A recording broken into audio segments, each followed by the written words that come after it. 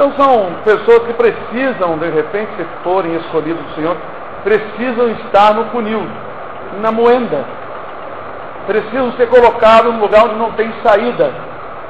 Porque os filhos de Deus que estão do lado de fora vão buscar o Senhor no momento em que eles não tiverem mais recursos.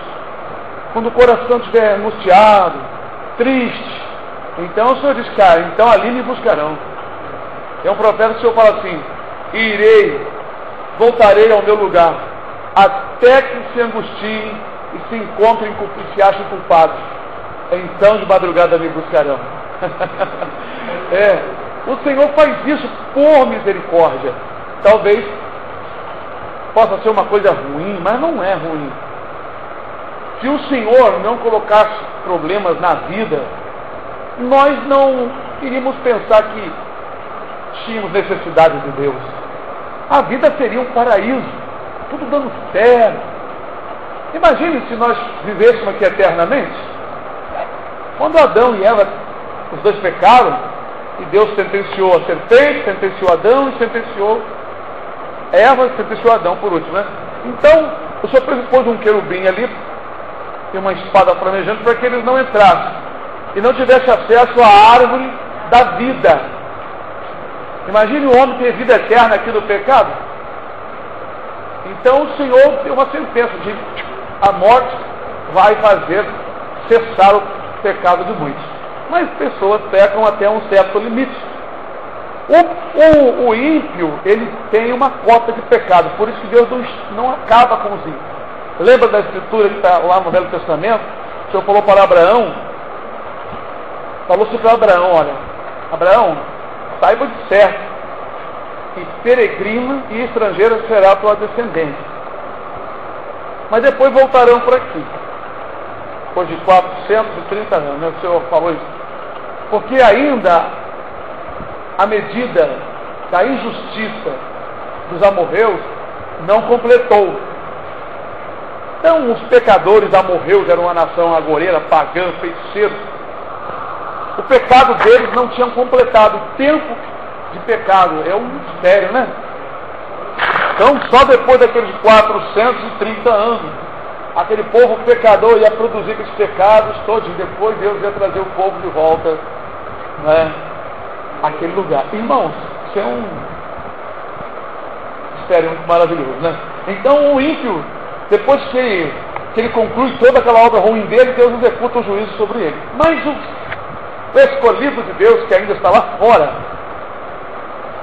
Deus dá um tempo do pecado dele, não é, ser produzido, mas ele não sabe, mas Deus vai falando. Chega um momento difícil.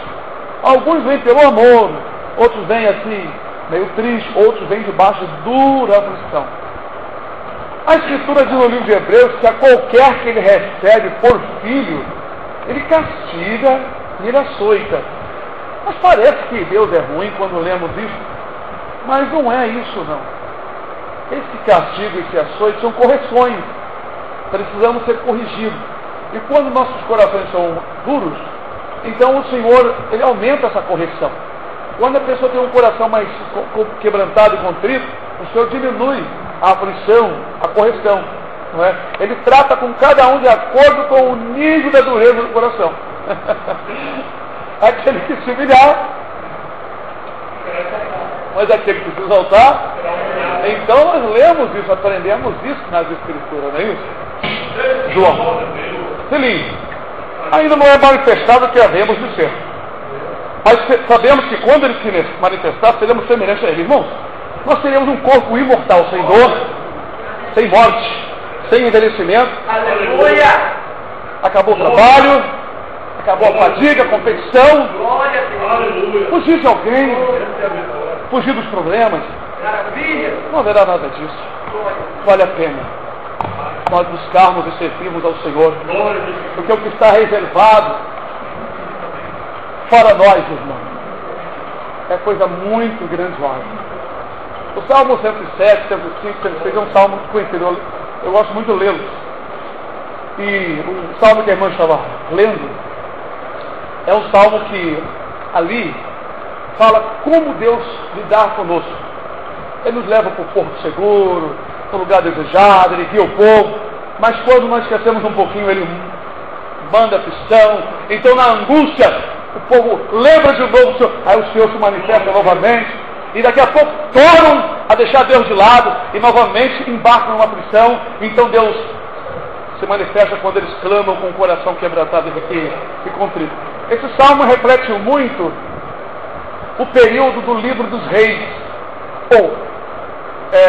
não, livro dos reis não, livro dos juízes.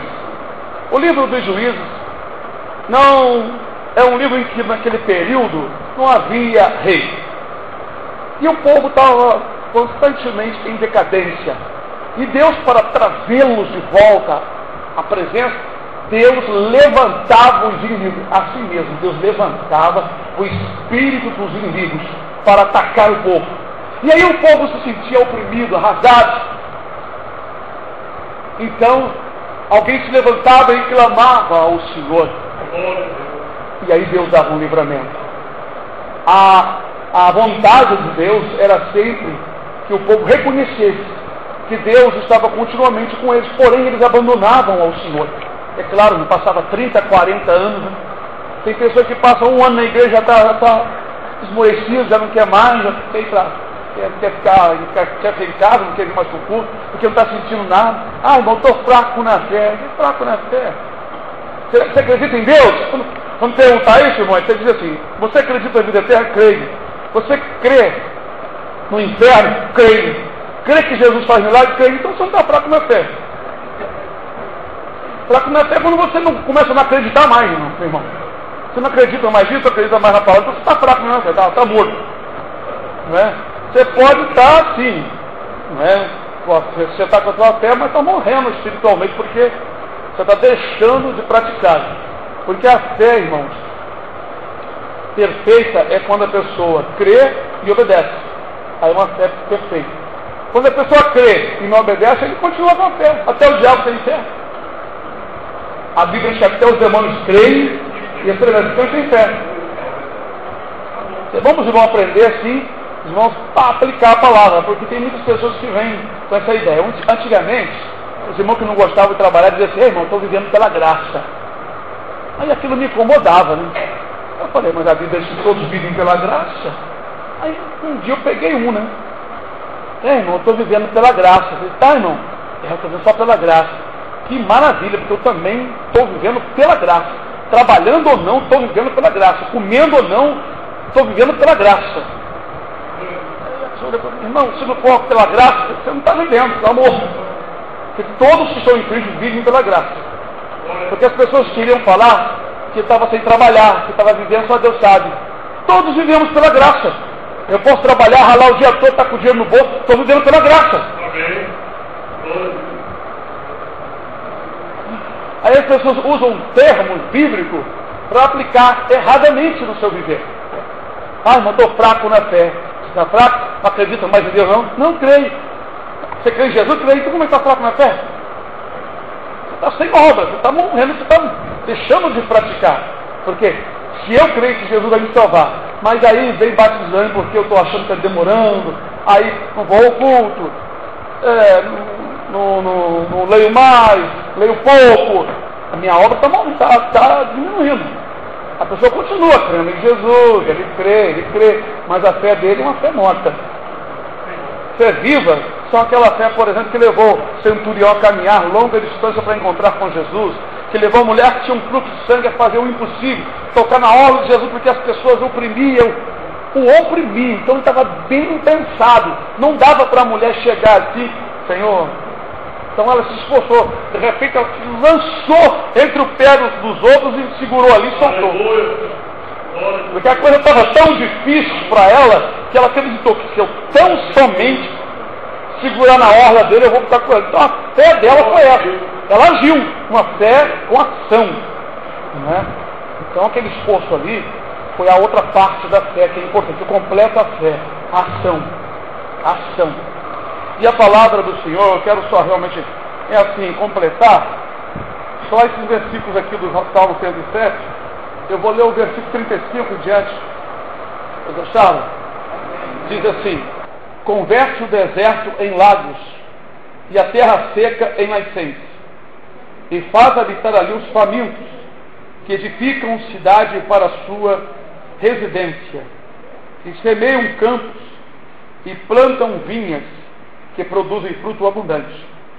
E ele abençoa-os de modo que se multiplicam muitos, e o seu gado não diminui. Mas outra vez decrescem, e são abatidos, pela opressão, aflição e tristeza. Derrama o desprezo sobre os príncipes, e os faz andar desgarrados pelo deserto, onde não há caminho. Mas ele levanta da opressão o necessitado para um alto retiro, e multiplica as famílias como rebanho. Os retos veem isso, se alegram, mas todos os inimigos fecham a boca. Quem é sábio, observe essas coisas, né? E considere atentamente a benignidade do Senhor. Amém. Amém. Pode assentar. Irmãos, o Senhor fez isso com o povo de Israel, não fez? Lembra? Ele tirou o povo do Egito, passaram um tempo pelo deserto, e levou para uma terra que, segundo a Bíblia, Deus estava de olho na terra. A terra era fértil, manava leite e mel, né? Produzia muito, os animais eram bem gordos, então a terra era abençoada. E o povo entrou ali, depois de tanta fadiga, depois de tanto tempo caminhando, e anos caminhando no deserto. E então ali habitaram, expulsaram algumas nações, deixaram de resto algumas que eles não expulsaram. Mas vamos falar no que aconteceu. O Senhor exortou eles que se eles abandonassem a lei dele e deixassem o caminho do Senhor, então o Senhor verdadeiramente retiraria a bênção. Quer dizer, seus olhos, sua mão, isso seria retirado. Então as coisas iam caminhar de maneira muito ruim. Assim aconteceu. De tempo em tempo o povo de Israel, ao invés de continuarem único povo de Deus e adorar somente ao Senhor e conservar a lei dele, eles ficavam imitando e colocando em prática os usos, os costumes das nações pagãs e vizinhas, seguindo os exemplos deles. E aquilo aborrecia Deus. Deus, para mostrar que ele estava zangado e para fazê-lo sentir, porque se simplesmente Deus se afastasse e não acontecesse nada, eles também não sentiriam nada. Então Deus tirava a bênção. A pior coisa para eles era a fome. Nem o rico tinha como comprar. Então Deus tirava a chuva, né? Os animais começavam a morrer, vinham pragas, mandava pragas, as pragas devoravam tudo, os gafanhotos, os pulgões, né? Tem também, né, outros tipos de pragas, né? Comiam e destruíam os brotos e os brotos das plantações e as outras plantações, e eles não tinham nada para comer. Então, quando eles se viam apertadíssimos, as doenças atacando, mas isso às vezes demorava meses, tá, irmão? Não era assim de um dia, uma semaninha, não. Às vezes demorava meses, um ano, a aflição ali, e eles endurecidos, e eles amaldiçoando o profeta, botando culpa em um, colocando culpa no outro, até que Deus levantava alguém para repreendê-los e dizer por que eles estavam padecendo. Então eles clamavam a Deus. Até no livro de Ageu, nós podemos encontrar ali, né, uma palavra que todos nós conhecemos, mas é de muita importância, sabe, irmão? Ageu capítulo 1. Vocês acharam? Em algumas páginas, 875 do Velho Testamento.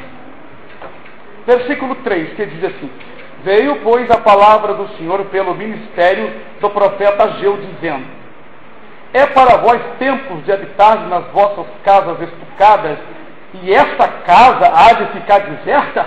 Quer dizer, a casa do Senhor, né? Eles estavam se voltando para as coisas deles e deixando as coisas de Deus de lado. Aí eu fiz essa pergunta, né? Continuando. Ora, pois, assim diz o Senhor dos Exércitos: aplicai os vossos corações aos vossos caminhos. Quer dizer, colocar o coração no que está acontecendo. Peraí, deixa eu sentir o que, deixa eu pensar, meditar, sentir o que está acontecendo, o que eu estou fazendo. Refletir o que eu estou fazendo. É certo eu abandonar as coisas só para correr atrás das minhas coisas? Não. Mas vamos lá o que aconteceu. Semeais muito e colheis pouco. Comeis, mas não vos fartais. Bebeis mas não vos saciais. Vestivos, mas ninguém se aquece. E o que recebe salário no saco furado.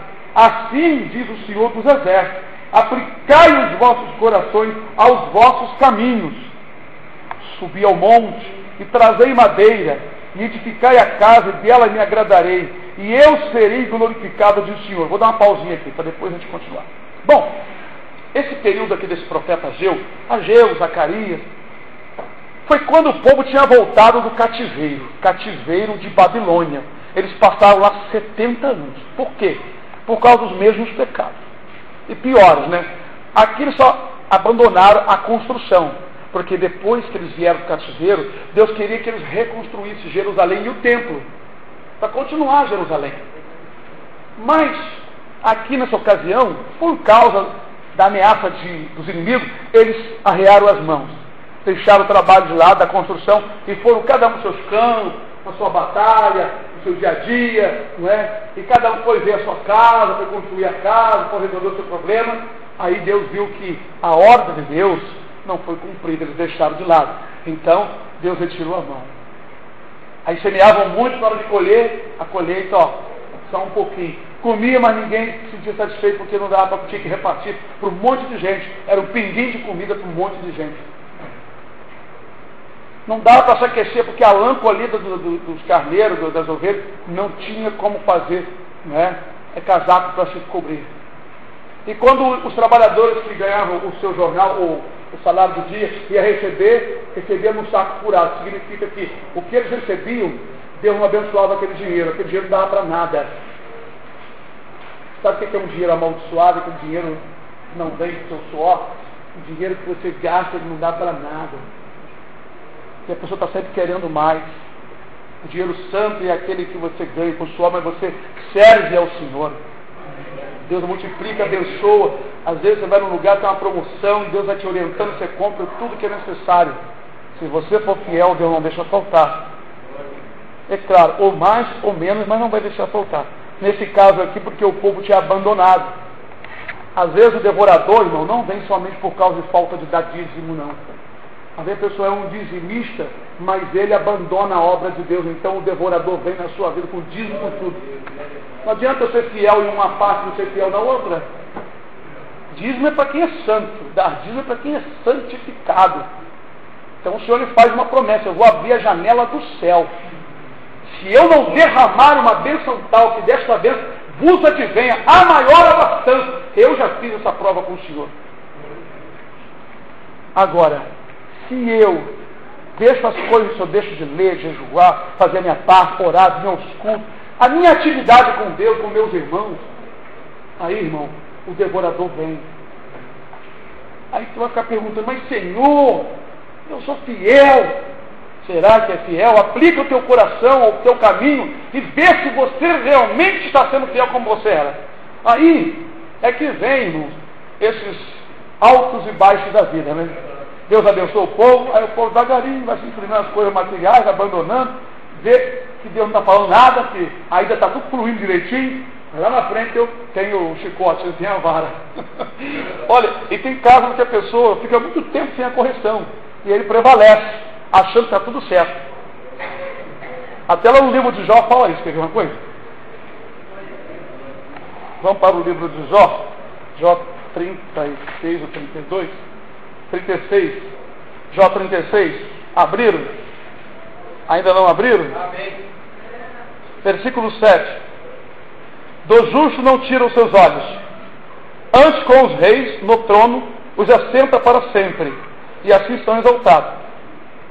Mas se os justos estão presos em agrilhões e amarrados com cordas de aflição, então Deus lhes faz saber a obra deles, a obra dos justos, e as suas transgressões, porquanto prevaleceram nelas.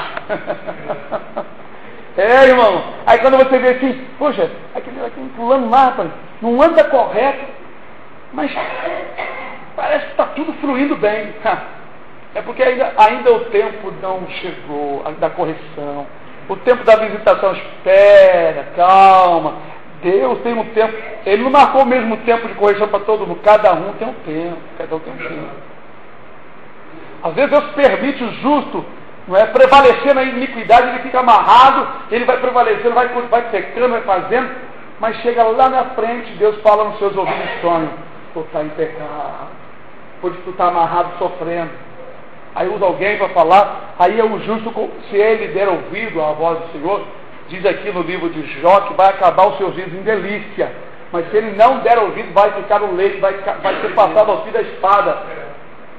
Então, é necessário, sim, se Deus não corrigir, a pessoa não sente que está errado.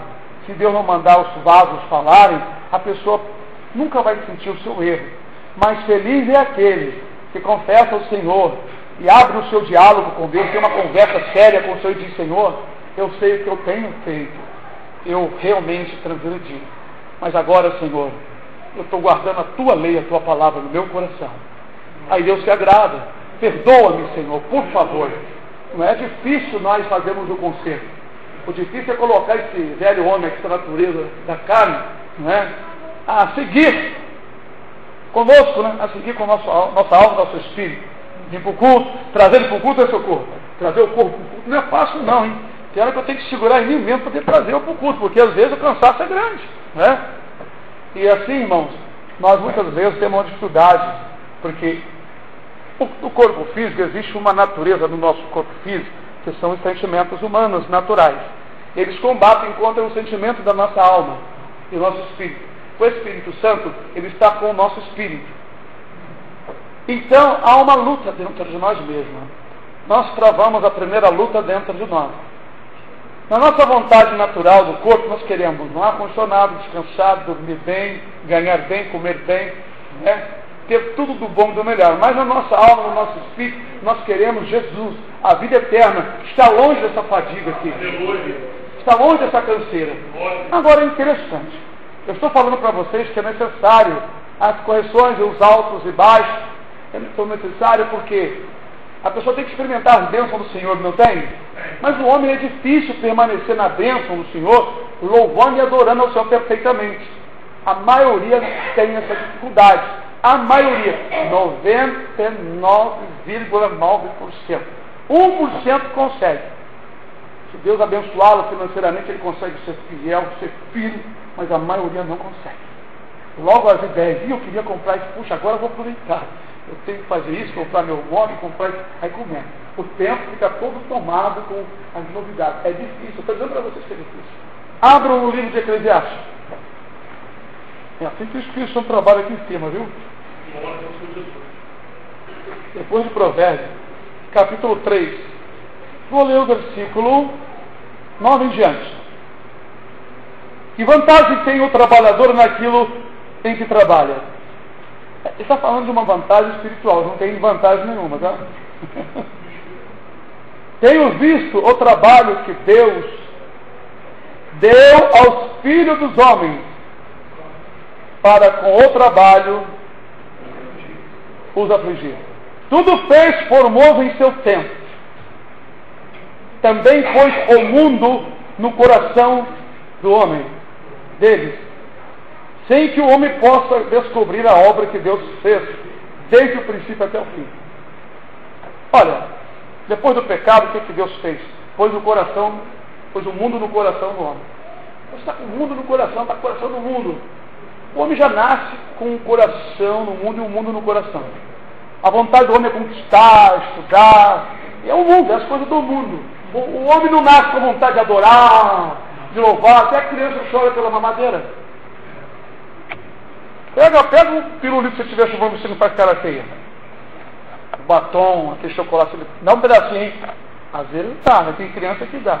Então, já tem, desde criança. Essas crianças para repartir não é fácil não, tem umas que é fácil, né? Isso é porque elas defendem o que é do mundo.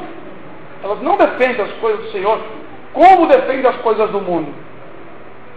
Então, irmãos, Deus deu trabalho para eles. E vai dar trabalho para essas crianças. Como deu trabalho para vocês.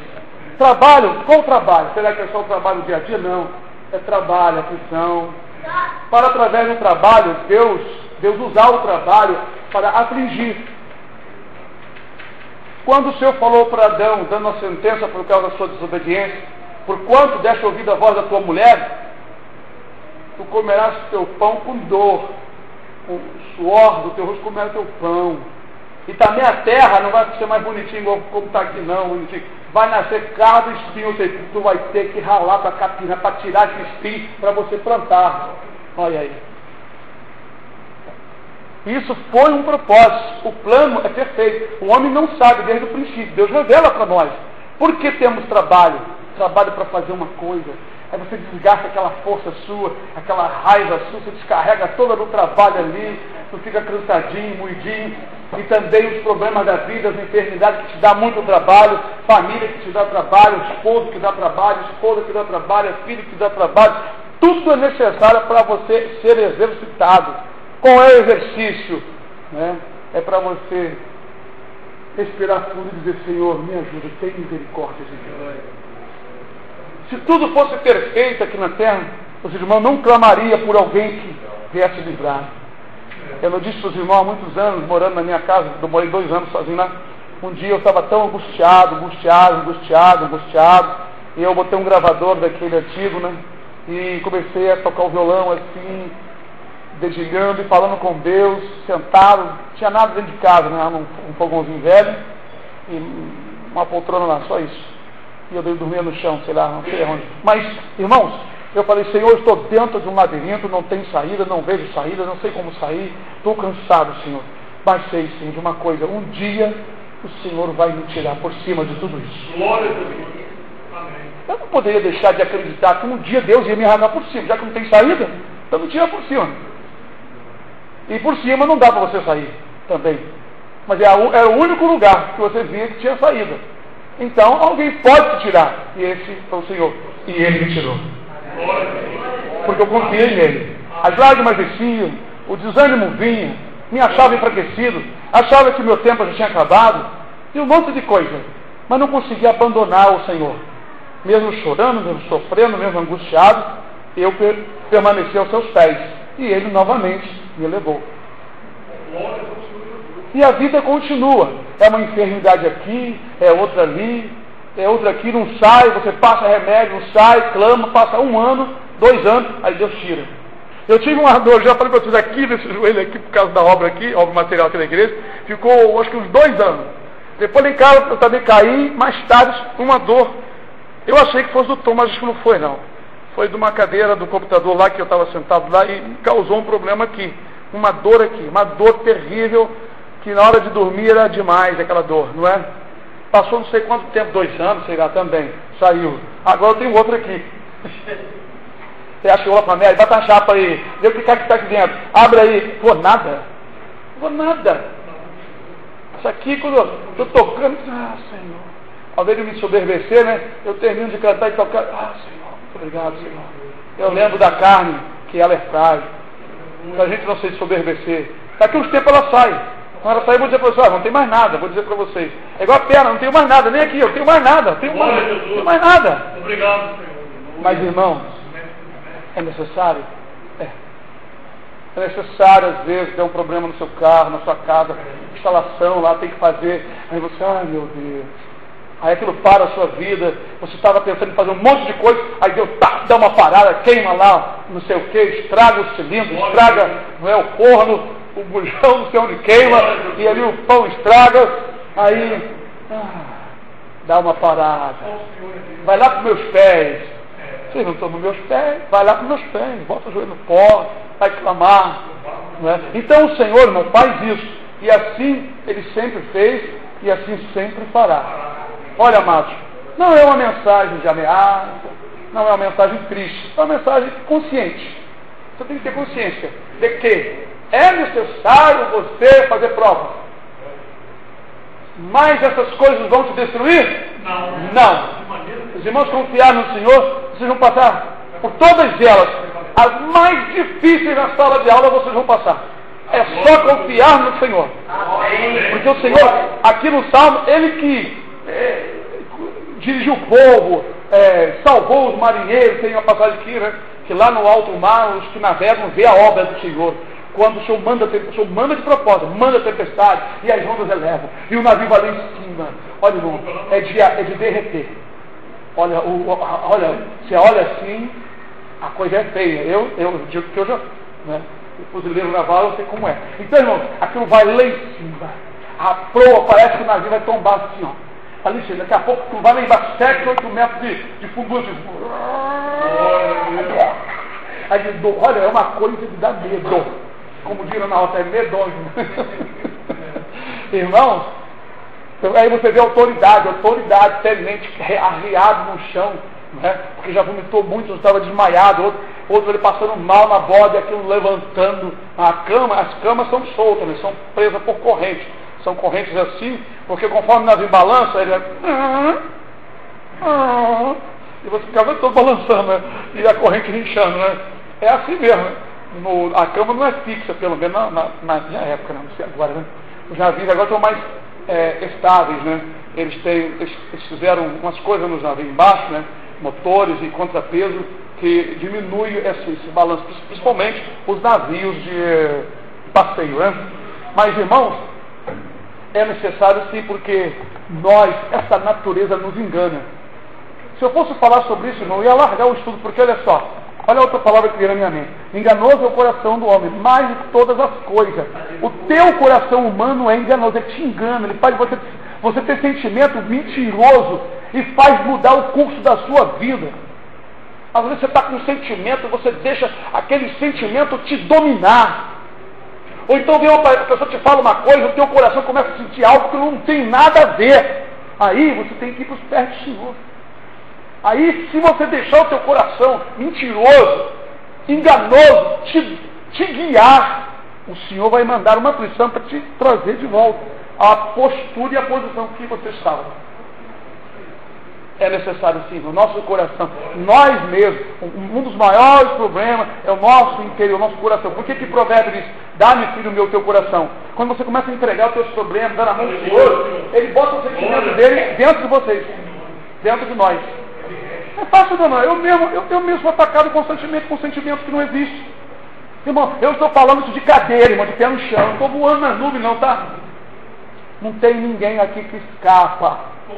Olha, tem um provérbio, chama-se provérbio de Edivaldo. O que o olho não vê e o ouvido não ouve, o coração não sente. O que o olho vê e o ouvido ouve, o coração sente. São portais que contaminam o coração, o olho e o ouvido. Algumas vezes, Satanás joga o dado inflamado e vem aquela mensagem que também contamina. Mas o olho e o ouvido, irmãos, são os que mais contaminam. Porque, irmão, você vê uma coisa, você interpreta de forma diferente, já transmitiu algo mentiroso, não é nada daquilo que você viu. Mas você interpretou, seu coração sentiu que você já estava no centro da outra pessoa, completamente errado, ou fora daquilo que é a realidade. Ou então você escuta uma notícia, a sua mente trabalha, seu coração trabalha maior do que a notícia. Aí você já transmite ela um pouco a mais. Tem até um ditado que fala aí, né? A pessoa, sei lá, crescendo. Aí. Porque quem criou isso sabe disso, sabia disso. A pessoa geralmente conta um pouco a mais, porque a imaginação do seu coração é fértil. E aí, irmãos, vem a contaminação do lábio. Uma coisa puxando a outra. Irmão, eu estou falando isso aqui, eu estou me deliciando, né? Eu vou fechar porque já é. A hora já foi, meia hora. Olha, irmão, vou dizer uma coisa para vocês. É tanta coisa boa que aprendemos. Se nós colocarmos em prática, teremos uma vida mais prudente. Prudente com o que vemos, com o que ouvimos, com o que falamos. Falamos muito do que sentimos. E sentimos muito porque vemos e ouvimos. Mas vou dizer uma coisa para os irmãos. É verdade. Por isso que é necessário Deus colocar você em aflição para tirar o sentimento terrível do seu coração. Às vezes por uma mensagem. Às vezes alguém te fala e fala da verdade. Quer ver uma coisa? Eu vou dizer rapidamente, só para terminar. Quando eu gravei esse hino que Deus me deu, Não Chores Mais, na época era um disco assim de vinil, até a capa era assim, meio verdeada assim, parece tudo isso aqui. Então Deus usou um vaso e disse assim: eis-me o certo, eu não te chamei para isso, eu te chamei para a minha palavra. aquilo foi um balde gelado numa pedra quente. Eu estava fervorosamente acreditando que eu ia continuar gravando meus hinos, tinha outros hinos, ia gravar tudo, e meu trabalho era aquele, eu ia pregar através daqui, como tem muitos irmãos por aí, não, eu vou, através da música, nós vamos evangelizar, nós vamos fazer, sonho do coração mentiroso. A maioria dos cantores não faz nada disso, todos eles, quase todos falaram isso, não fazem nada. Quando vê os aplausos e um monte de carnal vendo e gostando, aí se sentem empolgados. Irmão, eu fiquei frustrado, eu fiquei triste, fiquei zangado, cheguei a chorar de raiva, de sei lá. Irmão, não aceitei dentro de mim aquilo, porque tudo estava dando certinho. Nem tudo que está dando certinho é Deus. Porque estava no livro de Deus que eu seria pregador e pastor. Ele mesmo já tinha falado comigo assim, usando vaso, mas eu não entendia muito de profecia. Mas Deus revelou que chamou o seu ministério. Sei lá o que é ministério. Não sabia o que é negócio de ministério. Hoje eu sei que ministério das igrejas tem um monte de gente sentada aqui. Se a gente tem ministério, não claro que tem. Nosso ministério é o ministério da reconciliação. Agora eu não sei o que é. Tem ministério do trabalho, ministério da música, ministério... Mas irmão, depois, mais tarde, eu não sei quanto tempo durou, mas vou dizer uma coisa aos irmãos. Hoje, durou, né? Para eu entender. Eu entendi que a maior necessidade é ensinar a palavra de Deus. Não é ficar cantando, tocando por aí, mostrando voz, é a palavra do Senhor. No entanto, Jesus disse que ia cantar comigo e tem me dado muitos hinos. Mas isso não é prioridade mais na minha vida. A prioridade está aqui a palavra do Senhor. A responsabilidade de nós aprendermos e falar para os irmãos. Agora, foi necessário eu levar um pancadão. Para mim foi uma pancada, porque doeu, hein? Mas aquilo não fiz igual no quartel, meia volta, vou ver. Olha, murchou, né? Murchou, diminuiu, o facho de luz apagou, a tocha apagou e prevaleceu a vontade de Deus. Hoje eu digo, Senhor, muito obrigado por não ter deixado eu ir num caminho que eu queria, meu coração queria, mas o coração do Senhor não queria. Então, nem tudo que os irmãos querem é o que Deus quer. Por isso vocês devem estar sempre orando ao Senhor. Amém? Amém. Deus abençoe. Vamos orar?